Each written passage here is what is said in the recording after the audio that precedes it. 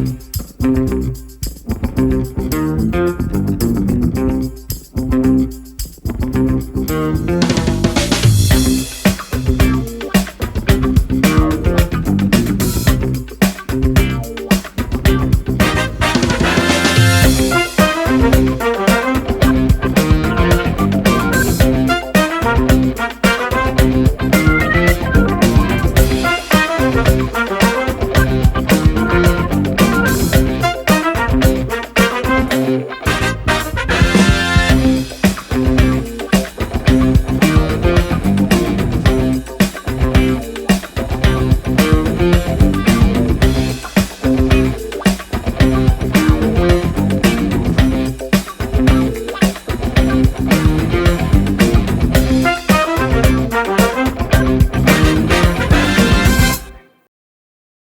good evening, and thank you for joining us to usher in International Women's Day.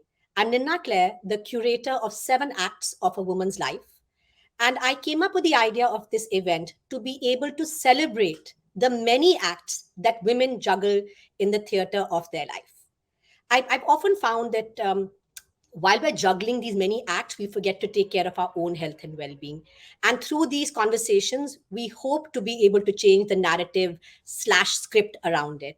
But before we get started, I'd like to thank our partners for being super supportive. So, first of all, QuintFit, thank you so much for being there this time, the previous time, and hopefully many times to come. So thank you, Parthavi, and thank you, Vishali, for not only hosting us, but even taking part in this event actively. Really appreciate the support. I'd like to thank Mana Wellness for being our well-being partner. So thank you, Ashwin, for joining us. It's an absolute pleasure to start our relationship with you. And I'd like to thank Dr. K.K. Agarwal Heart Care Foundation of India to be our NGO partner. Thank you, Nena. Really appreciate the support. And of course, the Healthy Indian Project, founded by my friend Sudipto Sengupta, who is our healthcare partner. So we have 45 minutes. I want to make the most of it. So going to jump straight away into it. So our first panel is about, is it possible to have work and home life balance? And I have a stellar panel that we managed to put together. So I'm really excited. And joining me are 3 dynamic women. First of all, Neha Kirpal. Neha is the co-founder of InnerR, one of India's biggest platforms which uses technology to provide quality mental health care. She also founded and ran India Art Fair for 10 years. Thank you, Neha. Thank you for joining us. My pleasure. Lovely. Sunita Wazir, she's Senior Manager, Global Wellbeing, Unilever. And just in time, Sunita, just in time. The thing is, the thing I'm telling the audience right now, before you came in, I was going to mention the fact that this is a very busy time of the year for everybody. And I so appreciate you all taking the time out for joining us for this event. I really appreciate it. I know that Neha and you are back to back in meetings, but thank you so much for joining us. Absolutely a pleasure. Thanks for having me. Lovely. So Sunita is a human resources and leadership development professional. Did I mention she is the Senior Manager Global Wellbeing Unilever? That too. Currently, this is what I love when I'm reading out bios, the fact that you're currently living your purpose of helping people become the best version of themselves through the role you're leading at the global well-being agenda at Unilever. And my favorite part, both of you are mental health advocates. That's something so close to my heart. I'm so happy that we're starting off on this note. And Diya Kapur Misra is a pal from school who has always been super duper successful from school up until now. So I'm so happy that we're able to have this conversation. Diya is a leadership advisor, coach, and DEI champion who passionately invests in developing women leaders. She's worked at Hindustan Unilever, Hewitt, and Cadburys, to name a few companies. I couldn't do justice to you ladies when I was trying to cut down the bios. I was like, good Lord, your accomplishments are like mammoth. So okay, we're going to hop right into the conversation. It's going to be a power-packed one. So Sunita, my first question is for you. Sure. So we're talking about balance, right? And we know that what happens at home affects you at work, and what happens at work affects you at, vice versa, essentially. So I think it's very important for us to understand essentially what is emotional inclusion and what is important for organizations to do now in a post pandemic world in order to adapt? Thanks, Nina. That's a great place to start. And I think the big thing, the big reality that happened with the pandemic is that work and life no longer had that separation, right? We all know that. Children were walking into video calls, the pressure cooker, sound was coming in. Life changed for us completely. And we had to adapt really quickly to all of the needs, the technology needs, the work needs, the collaboration needs. We all need all of that. But I think the thing we continued to need after a point of time was the social connections that started really, getting a big brunt of it. Mental health started getting affected so much. Isolation, loneliness, all of those became, real problems. And you could see it. It was palpable at the workplace that there was no workplace anymore, right? So there was a big sort of shift that happened. Now, being emotionally inclusive is where someone feels comfortable. They feel that this is a safe space, they can be themselves, they can express themselves. And a lot of that happened in the informal conversations that were happening at the coffee machine, at canteen, at lunch, and all of that. For me, I mean, for example, the best conversations I had was on my drive to work, right? There were just people that I wanted to connect to, and that time alone was also gone. So that collecting yourself, driving to work, and then being at work, and then taking those chai breaks or adda breaks or whatever it is, that sort of went away. How did we then have to manage these last 2 years? Already, I think technology, which is our biggest enabler, is also something that causes havoc in our lives. And now, without having social interaction, so not making eye contact, not meeting people, became really hard. So some of the things we did, we obviously very quickly as an organization made available tools for people to cope emotionally with loneliness. How do leaders lead better? How do you lead in a virtual world, right? But that was 2 years ago. We had to keep doing things that were going to keep people engaged and connected. So along the way, we started really encouraging connections, a little bit of social time, video calls, which some people can't do. The reality is we live in India. Everyone can't put on their video because of the circumstances they are working in. But being cognizant of it, where possible, just fostering that. And amongst other things that we've enabled over these past couple of years for hybrid working, which is now a reality. Some people are going to work in the offices, some are going to work at home. I think just really equipping our leaders. So there are sort of big, I'll very quickly round this up. There are 4 pillars to our mental health framework. The first one is leadership. You cannot take that away. Leadership has to be prepared and has to be almost given the opportunity to understand the dimensions that their interaction with people have on their lives. I mean, it just covers the individual's entire life. When a person in our survey rates the company and how the company is, they're not rating the company, they're rating the relationship they have with their leader or their team, right? So we really worked a lot on gearing leadership for this new reality. We also worked a lot on culture. So what are the cues? Used a lot of storytelling, a lot of active connection with people. We continue to work on psychological safety, which is key to all of this. Just knowing that you can be yourself, open up. That's the second thing we did. The third one is keep ramping up prevention. So we brought a lot of support through peers. So we trained our peers. There are now 3,800 mental health champions globally across Unilever, people who have volunteered to offer a listening ear without being judgmental. So that's something we really invested in. And the fourth one is support. So unquestioning anytime, anywhere support. So employee assistance programs, access to helplines, access to support systems. While a lot of this was already in place for us before we started the pandemic, it just became almost a platform for us to promote all of these. So that's where we are right now. We just keep the conversations open. Leaders share their vulnerabilities, make accessible support that each person wants, because people's needs are very distinctive. So just not trying to assume anything, and making a level playing field for anyone who needs help. It's a little longish answer, but yeah, that's what about inclusion, emotional. No, I think it's wonderful to know point by point what you're doing and what you've seen work. And I think the important thing is, Sunita, that when organizations come up with such plans and they sort of have a view in terms of what the future should look like, I think it should be not only now but for all times to come, that there should be emotional inclusion. I think that's really important. Absolutely. This is not sort of a passing fad, right? There is no normal now. There is no new normal that's going to come. This is going to be something we need to keep investing in, keep working on. And it is going to be hard. And of course, it was harder on women. No one's going to take that away, right? For us Yeah. as homemakers, while we were starting to work from home, in fact, we saw the statistics around it. Initially, soon after the pandemic, we saw the dip. We saw that women were more impacted. And that's just a reality. So as women, we are, we get this image of the Durga with the many hands, and sometimes that becomes a bit of a trap, because then you feel you have to be everything to everyone. And we just make sure we offer the safe spaces for people to open up and speak. Thank you so much, Sunita. What I find really ironic is the fact that I have been advocating mental health since 1997 when I was in college, and people would be like, "Don't talk about your mental health problems, Ninna.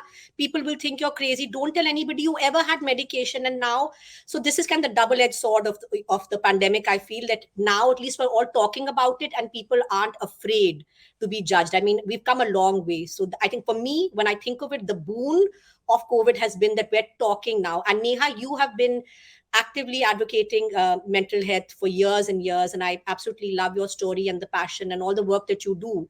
So I'd want you to talk about, what are the kind of challenges that you see women facing? Yeah, thanks for bringing me in, Nina. I think the beauty of COVID, as unfortunate as it sounds, is that it has just established some of what was already happening. So this lack of work-life balance, these boundaries getting blurred, the fact that we were just playing, eating into our reserves and running on low battery for a long, long time. A lot of that is not something that is just a COVID phenomena. It's just that COVID has now established it as something that is now normal, right? And in that sense, a lot of people who were struggling with some of these issues even before COVID are now being able to find a systemic solution and perhaps recognize that there is a need to reboot. So when we think about women and what all the many hats that women wear, all the roles that we need to play, but also the expectation one has of oneself, and in the way that one needs to be playing those roles, I think it's really very telling, because often we're the harshest on ourselves, and always sort of putting ourselves on the back burner.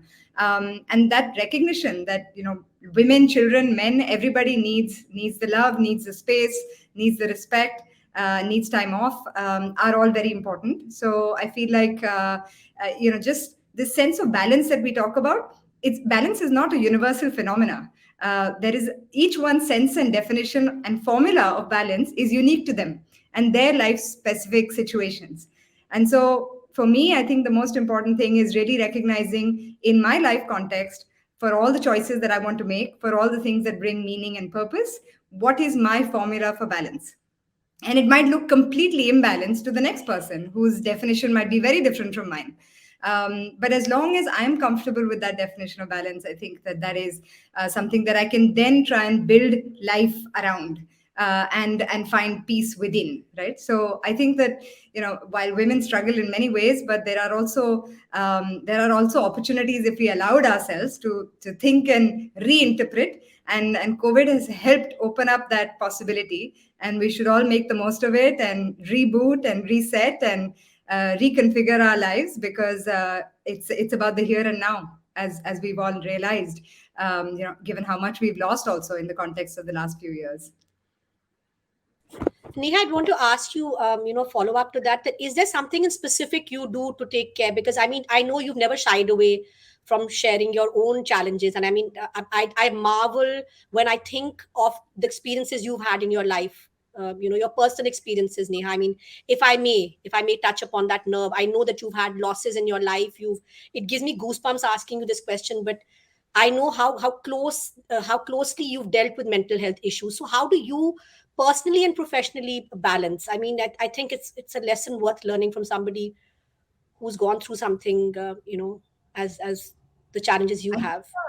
I think the trap is trying to expect and strive for balance, rather than balance being an outcome. Balance being just something that emerges from you just dealing with whatever is going on in your life. And so the way I look at it is that, for me, I mean, you talked about sort of my personal relationships. My mother has had schizophrenia for all of my life. I have seen certain losses over the last few years, all to mental health, and realized so much that it is the toll that it takes on you. the fact that it a lot of grief and a lot of trauma goes unaddressed and unnoticed, because we're so much about the doing, we're so much about progress and measuring ourselves with the next milestone, that one forgets to recognize that the foundation has got completely eroded, and there is going to be a moment in time when that building will come crashing down. And so just taking a pause and giving ourselves that space and time to heal and support. A lot of what we do at INRR is about that. It's about saying, let's recognize support is needed early on. Let's provide it in easy, accessible ways, whether it's online or offline, or with people or with apps. The idea really is to be able to surround yourself with the support that is needed. And if we do that, then I feel like there is a chance to sort of work through those challenges and traumas and find peace with the choices that one makes. So I think that journey is very important, and often we deprive ourselves of that journey because we're just on some other journey that somebody else has defined for us, or that is sort of our assumed sense of identity, that I must be doing this and I must be this kind of person. I feel like there is a chance to just drop all those labels and just do what works for each individual, each one to themselves. Thank you so much, Neha. Really, I mean, I'm happy that I know you, and I just can't believe how strong you are. I mean, I think we can have just one conversation with you, learning about resilience. And Sunita, we're going to come to that later with you. But for now, Diya, my question to you, if you could unmute yourself, please, is that what does balance mean to you? I want to know about your personal story. So if you could share, what does balance mean to you? Sure. Thanks, Nina. So, it's interesting when Neha and Sunita were talking, there's so much that both of you said which resonated so beautifully with me. You talked about the fact that often as women, we're very hard on ourselves and we have these images that we create of, what we need to be. And I think my personal story has been through, all of those moments, the ups and downs. Um, uh, in many ways, I think what defines me is that I've always been multidimensional, and doing many different things has always been kind of my thrill and what gives me fulfillment. So for me, balance has been about trying to manage those different interests and play those multiple roles that that I want to in my life. And I'll admit it's not always been easy. To the point that Neha just made, I think my own definition of balance has changed over the years and it's evolved. And I think embracing those changes over a period of time is such an important part of actually being able to strive for balance. So when I was single, it was all about my career and my own hobbies. I got married. It became about my home, my husband, my career continued, and then of course the biggest change of all, which is motherhood. And both times round, I have two beautiful daughters. I took career breaks for in one case 18 months, in another case 12 months, and people who knew me were surprised because the image that they had of me was this driven, sort of ambitious career woman, and they couldn't believe that I was actually going to stay at home for 2 years. But I absolutely loved it. And for me at that stage, that was my way of, bringing balance into my life. But I love my work. So I came back to it, 18 to 24 months later. And it was really hard trying to sort of manage it all and balance it all. And I think my biggest learning in that process was that trying to achieve balance every day was neither needed, frankly, nor possible. And I think the day that I realized that, I kind of lightened up on myself. And I realized that, there'll be some days when work will take over, it'll be really intense, and I won't have enough time for my children. And then there'll be some days when I will give all my time to my family and my kids, and work will take a backseat, and that's absolutely fine. So my biggest realization has been that, kind of measuring my balance has to be a more medium to long-term goal and not a daily struggle, because over the long run, it does balance out. So I kind of feel like my pendulum sort of swings in one direction sometimes, and then it swings the other side, in between. But eventually it comes to rest in balance. And so today I feel a lot more kind of fulfilled with all the different things that I'm doing, between work, the kids, actively volunteering in their schools, running leadership development programs for women, writing, yoga, singing. I mean, I really managed to pack it all in. And I feel really good about it. And I think the best thing that I've sort of the pride, the most pride that I have is that hopefully I'm the right role model for my own girls, for them to know that they can actually do whatever they want in their lives and define their own balance for themselves. I think that's so beautiful, Diya, giving yourself permission. And I must tell you, when I saw you at the school reunion, it was such a pleasure. We've all changed, right? We've all grown, evolved in certain ways. And, you've always been an achiever, right? And you're still so successful. But to see that in 25 years, of course, you will change a lot, but you've lightened up tremendously. It seems like there was this lightness of being. So I think that giving yourself permission and you look so bloody good, Diya. I mean, seriously. You're so sweet, Tina. Thank you. But I'll say this, and this is very personal. But I'm, on this forum, I feel comfortable to share it. I nearly lost my second daughter. She was born 3 months premature, and it was a very, very hard period for us as a family. And I think, honestly, unfortunately, when you have situations like that or crises that you go through, you kind of reevaluate your own priorities. And I think a lot of the lightening up that you've talked about, it's funny, it's ironic, but the intensity is actually what brought the lightening up. Because I just realized that, probably a different set of things are really important in life to what I was chasing before that. And that's brought balance. So I'm actually doing more than I was earlier, but with a greater sense of balance. Oh, how lovely. How lovely, Diya. Thank you so much for sharing that.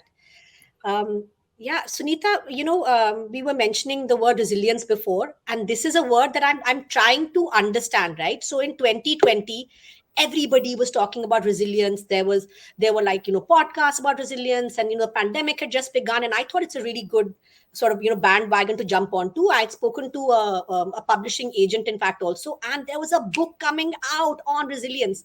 Thank God I didn't write it, because now at many places there is flack. Okay.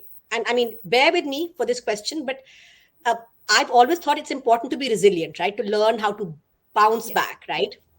But when people talk about resilience at the workplace, I don't know, why does it feel like workplace resilience means that the workplace is a war zone? This is what I feel. So, I mean, why do we even need resilience at the workplace is my question for you. Love the question, Nina, and I love how you framed it, right? Workplace is a war zone. So I think that's very interesting. But before I get to this, I just want to say, Diya, so inspiring, Diya, Neha, just hearing both of you. I mean, what a group of women you've got, Nina. I'm so glad I left the meeting that's going on next door to come here because, Diya, everything you said resonated so much. I took a career break. It was unusual. I worked part-time for 9 years, big hit to the pay. But I love that my children have a role model. I got to be with them. I didn't have them for the maids, right? I mean, that was my perception. Whatever works for each person. So just, I wanted to applaud loudly when you were speaking, because that's really it. The balance that we all need to have is our own. But where's the problem? Where does the problem lie? Workplaces are these complex jungles, I guess, where, I don't know, war zone, jungle, whatever it is. I think we've all got used, Nina, to project ourselves or posture ourselves in a particular light, right? We want to be seen and taken seriously. More as women, we really want to be taken seriously. Now, imagine me, I was working part-time in this amazing company, but it's always seen as a but. There's always a but, and what comes after the but is very different, right? Oh, but she works, she wants to go home, or she's leaving at 4:30, that means she's doing a half day, or whatever it is, right? There are those perceptions that individuals have. How much ever today I'm crafting the strategies, so I know that that's not the intent, but individuals are individuals. They'll look at it the way they do.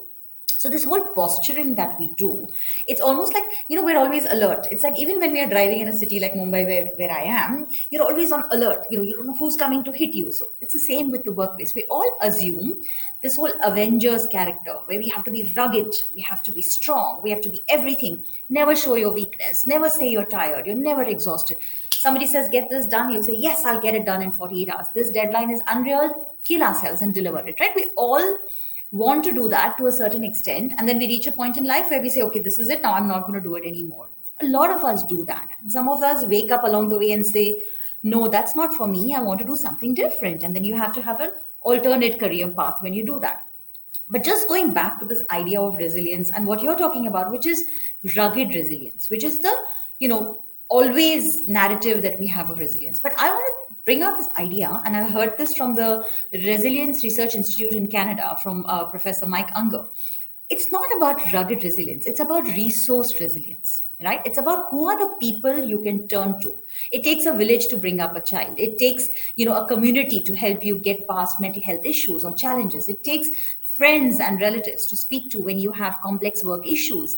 And it's about those resources. It's about the social network, the community you belong to, the people you turn to when you have issues. It's about bringing those together, the love, the relationships that you have, the anchors that you have. And my submission to everyone is, why don't we look at it as a resource resilience where we have, where we know that right now I'm feeling vulnerable, I have to travel, my kids are going to be alone. I reach a friend who's able to come in and check on them. Or, just finding the right people to help us find this balance. We need to start promoting this idea of resilience being a factor of everyone coming together and being a part of our journey together. So this whole idea of posturing ourselves, never trying to be anything different. I love using stories. So I'll give you my own story. When I was working part-time, there were days, of course, that I stayed on work later. I used to try and be home. So I centered my life around my kids. I would go to work at the time they went to school, and I'd try and be home when they got home, because that is the way I structured. I was, that's the relationship I had. But you never switch off. So some days I would stay later. But even if I was sitting with our CEO, it was perfectly okay. When my kid got home by her bus and she called, I took her call, and nobody ruled it, right? When the call came, usually in a meeting, you just never do it. But when my child is calling, I'm going to take their call. The more we are open about our needs and we say what it is, people will be far more accepting. So I think that's the reality. We need to take ownership of this change, and we need to do it together. But it's also about opening up with our vulnerabilities. And the more people that are vocal talk about their own vulnerabilities, everyone will start feeling that they have the permission, the license, the ability, and the opportunity to not focus on resilience in the narrative that it was, and focus on resilience as it should be, which is finding the resources you need to get through the issue. Thanks, Sunita. I will come back to you again because I do want to talk about what you've done at Unilever that's working well, is something that I definitely want to come back. And Neha, coming to you, I mean, the fact of the matter is, whether it's workplace or whether it's, your personal life, people end up getting mental health issues, whether it's, the circumstances, whether it's genetic, for whatever reason. And we do know that there is there's a lack of mental health resources. There's a huge challenge in the country, right? So I want you to talk a little bit about Inner Hour, and how do you think Inner Hour can be a game changer for women especially, please? Great question to get to how we can help ourselves, right? I just want to add to what Sunita said around sustainable resilience. Because one of the problems with mental health is that nobody gets around to it, right?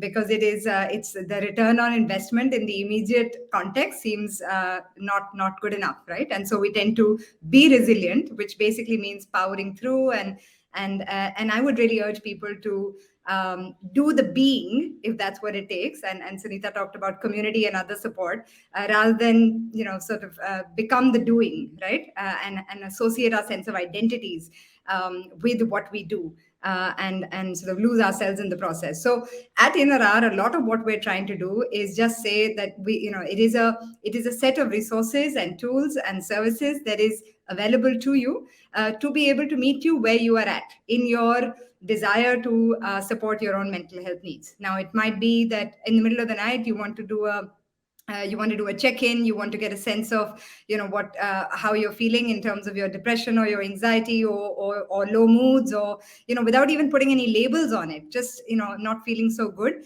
And a bunch of self-help tools, a bunch of content and activities and things that can help people navigate through the day-to-day. Of course, we recognize that at some points in our lives, things have piled up, perhaps, and there are actually conditions that need to be addressed around depressive disorders, around anxiety disorders. See, a lot of what happens at life and at work, which is also part of life, are all taking a toll on your mental health, right? So, I mean, it could be around marital abuse, it could be domestic violence, it could be sexual abuse, it could be addiction-based traumas, divorce, separation, loss of a loved one. All of this, your boss being a bully on you, all of this is part of what takes away from your mental health.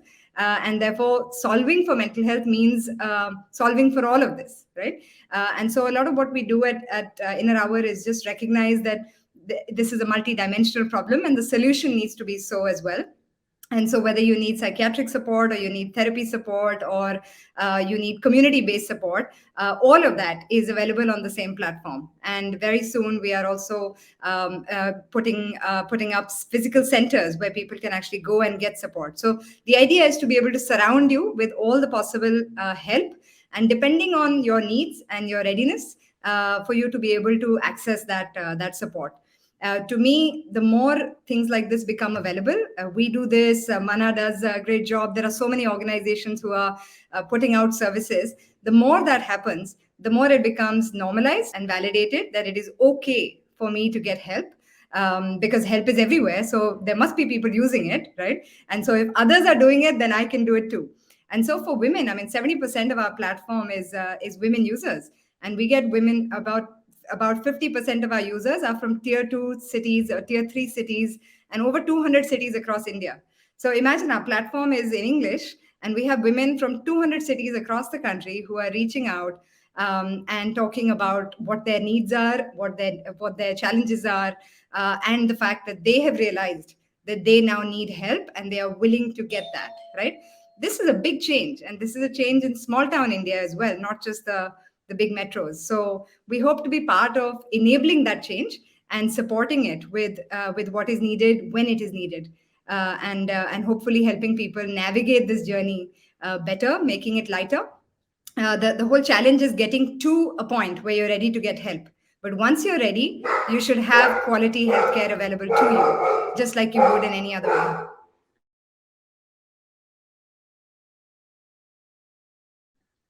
Nina, you're on mute. Thank you, technology again. So around 4:15, I was fully ready. I have severe anxiety issues. Like literally, I'm controlling the twitch of my left eye. I mean, I have really bad anxiety issues. So here I am. I'm trying to beat it. I don't want to be anxious. I'm on top of it. Script is ready. Laptop in the correct direction. Curtains closed. All set. And then suddenly, grrr, drilling, banging. And I call the guard downstairs and I'm like, can you find out where this damn noise is coming from? He says, 500 do. So then I call 502. Nobody's answering. I went in my pajamas and my vest upstairs, okay, because I was makeup was done, but I hadn't dressed up yet. I went upstairs and there was work happening. So this is the reality that we live in, right? So you're working, you have a really important interview, and there's noise in the background. What the hell do you do? So I'm kind of happy that we're going back to, like, almost getting back to working at the workplace now. But there's a balance that one has to strike, right? So I know so many people who tell me now, Nina, it's okay, the kid is crying walking behind me or the dog is barking, it's fine. So I think we all kind of figure out how to make our situations work. But Neha, what's wonderful is hearing about your journey. And I remember when we met in 2019, I think you had mentioned that part of the big plan was a physical work, was the presence of physical centers. So I'm so happy to hear that. It's wonderful. I'm sure it's going to be amazing. But so how many centers are you looking at? Do you have an idea? Where all are they going to be? We're setting up our first few in this quarter, and hopefully then we will look at a multi-city sort of presence. But the attempt is really to be able to provide end-to-end support for all mental illness, mild, moderate, and severe. So whether it's for psychotic disorders or addictive disorders, or depression and anxiety, all of it can be extremely severe or extremely manageable. And what people don't realize is that the disease looks bad sometimes, it feels horrible, and the intervention can be very, very traumatic. But actually, most of these conditions are treatable, are curable. You can have a great degree of rehabilitation if you were to go through that journey. So a lot of the physical infrastructure is to provide the spaces, both residential and outpatient clinics that will actually provide the end-to-end needs for someone's mental health recovery, and also then maintenance and rehabilitation. Not just as a one-off, so that you're off on your own and then you have to deal with your challenges by yourself in your family, but to be able to provide a continuous support system in a way that it is present and accessible, and hopefully helping everyone along the way. So yeah, that's I'm so that's, happy to that's hear the that. plan. And, we're off with our first few this year, so let's see where that takes us. I'm sure it'll take you to the moon and back, Neha. You're so good at what you do. I urge the audience to please check out Inner Hour and, watch out for Neha's next few steps in her journey. But Diya, coming to you, I want you to put on your coach lens for this one, please, right? So for you, what are the women's struggles for balance and what can they do to strike a balance? Yeah. So, it's interesting. I think every time I think of the word balance, the kind of image it brings up in my head is an acrobat on a tightrope, or like a juggler with multiple balls in the air, right? And truth be told, that's how the lives of many women, and particularly working women, feel like. So I think first and foremost, I would say that often we end up chasing a sort of rather vague and very elusive concept of balance in our heads. And I think that itself is a huge source of pressure. And I see this play out time and time again as a coach with women. So the first thing that I would say is figure out, like what Neha said, what your own sense of balance is, right? What does balance mean to you? And it's very different for different individuals. And I think the first step is to figure out what is it that really, balance means to me. And to me, it's about coming from a place of self-awareness. So first figuring out what I need in order to be happy and fulfilled. Because if I can do that, then I'm really able to give more to all my relationships and everything else that I'm trying to accomplish in life, right? So coming from a place of self-awareness, defining what it means to have balance in life, I think is the first very important starting point. Rather than trying to sort of go with any kind of generic definition that anyone else has set for you. And it is about what you need of your own life. So it's not what your organization wants of you. It's not what your team needs. It's not even what your family needs. It's first what you need to feel fulfilled and happy. So I think that's the first, most important starting point. And as a coach, that is my attempt, and many other, wonderful coaches who do great work with women. I think that's a great starting point in that coaching journey. The other piece is, I think, about then having defined it, to strive for it unapologetically. So easier said than done, I know, but try and shed the guilt around the choices that you do need to make in order to be able to then go for that balance, whatever it is and whatever it means to you. And the other two things that I would say are, and it sort of, I think, somewhere touches upon, what Sunita was talking about when she talked about resource resilience. The two things that I think are particularly helpful, and for women in particular, one is prioritizing things differently at different stages in life. Life changes over a period of time. In my 45 years on this earth, I've gone through kind of redefinition so many times, and I think embracing those changes rather than fighting them and evolving with them is probably one of the most important things you can do for yourself as a woman. And it greatly helps to feel balanced in a different way at different stages in your life. So I think that process of acceptance and evolution is one that I think is very, very important. The other is the whole aspect of your support system. I think not enough of us feel comfortable asking for help. And we get into this whole thing of feeling like we have to do it all ourselves. And I think that is really, it becomes our worst enemy if we're trying to actually get to some sense of balance. So if we can consciously nurture a support system, particularly in our personal lives, my friends, my women friends, my girlfriends over the years have been my biggest support system. My parents, my husband, even my children. So, at all stages, involving my kids in what my ambition is, what my dream is, so that they realize why I'm going out to work, what it gives to me. I think all of those things are really, really important to be able to then get the support that you need in order to be doing this in a way where you're not struggling alone constantly. And that really helps, I think, to achieve balance. My husband laughs sometimes and says, our helpers at home know everything that's going on in my work life. And it's true, because they are such an important part of my life and, provide stability for me in my home when I'm out doing the things that I love, that they are actually a part of my professional life as well. So I share stories with them about what happened and, the event. I will talk to them tomorrow about, the conversation that the four of us had today, because I think that's what happens when you build that support system and you kind of, create that network that rallies around you. That's when you can actually think about moving from, the acrobatic act of trying to get to balance to something which is far more real and attainable. I love the fact that you spoke about support systems. Dia, you know that I don't have a cookie cutter resume. I didn't work most of my life. I've done whatever the hell I wanted to, glass blowing, stained glass painting, art school, whatever the hell, most of my life. So when I came back to India to get divorced, it was like, oh my God, what is this real world about? So I enlisted for Sairi Chehel's Flexi Moms workshop, and I did not even know what Twitter is, who the founder. I mean, whole life has changed, right? So when I Yeah. hear somebody like a Sairi at that time talking about a sisterhood, it didn't make sense to me. But over the years, as I started working, I realized, and I remember our kids would go to the same ballet center.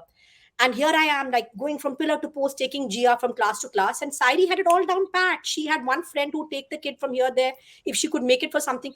And I realized there's no shame in it. It's wonderful if you have your support structures in place and you have somebody who can give your kid a ride from point A to point B. You can get your stuff done, and then you can spend quality time with your child. Now I have no grief, no hesitation when I ask people for help. So I think it's very important to have your support system in place. And another thing that I've really started cherishing are my girlfriends. Oh my goodness, like seriously. Yeah, I mean, Diya, I'll share a blog I wrote about this. That people think, men tend to think that women want, the best sex possible, diamonds. No, no, no, they don't. They want everything to be taken care of in terms of in order, whether it's your kid, whether it's your personal life, that there's no drama in your life. No, women don't want what men normally think that you do. You know what I'm saying? So I will definitely share that blog with you. But thank you for sharing your version of what balance would look like and how you can support yourself. Sunita, before we wrap up, I'm getting messages, and this is going to be amazing because we're actually going to be on time. So we have 5 minutes to go, Sunita, and I would love for you to share. I mean, Unilever has been recognized for best to be the best in employee wellness. So I want to know what exactly are you doing right at Unilever? If you could share that, please. Sure, and I'll be quick as well, Nina. The so the bigger thing is first of all recognizing that we need to be able to speak out. Addressing stigma, just letting people be who they are, and having a workplace where people can actually express themselves when things are going wrong. Now that doesn't happen by chance. You have to change the conversation. You have to change the narrative a little bit. So having started this whole process of opening up about our vulnerabilities, ensuring people speak up about mental health, about anxiety, about physical issues, whatever it is. What we did is we have a very clearly planned out well-being strategy, which is excessively, of course, focused on mental health because we're trying to correct the imbalance. Physical health is always okay to talk about, but mental health has always been so shrouded in mystery, right? And so the programs that we've run across over the years is, first of all, I think the key is not to have transactional experiences. You have to make it transformative, and to be transformative, you can't do that through an activation or a Zumba class or a fun day. Women's Day cannot be about just fun day where people give us roses and they do our hair. That's not it, right? We like all of that, but that's not what transformation is all about. So to be able to help people, we do work on awareness building, on education, because that's also an issue. See, our geographic and demographic spread is huge. We have manufacturing workers, we've got people feet on the street selling our products, and we've got the office-based staff. So we needed to have a multi-pronged approach.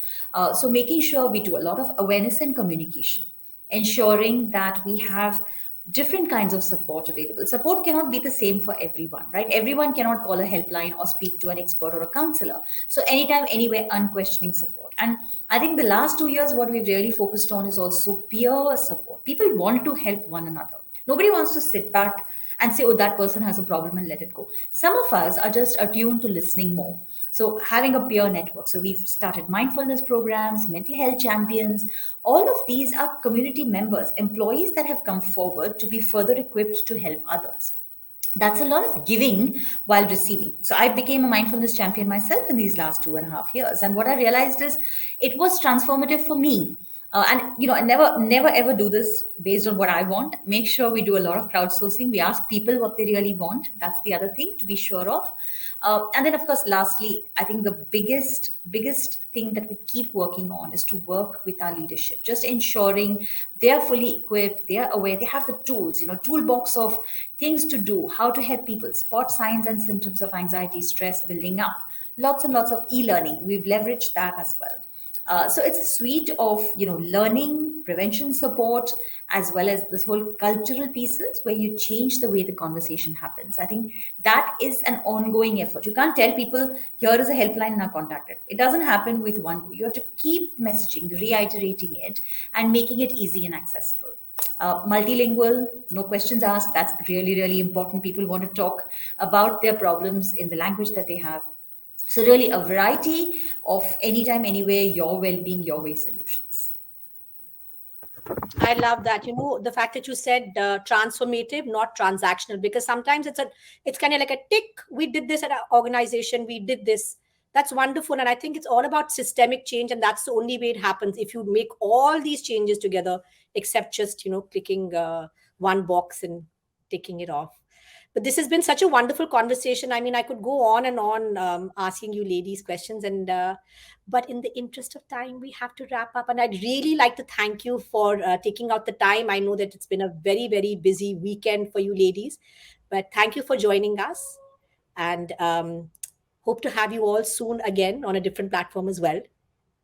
So I'd like to urge the audience to stay tuned for panel 2 on womanhood, moderated by Parthavi Singh, who is the Associate Editor, Audience Engagement at QuintFit. So stay tuned, ladies and gentlemen. A couple of seconds and Parthavi is going to take over.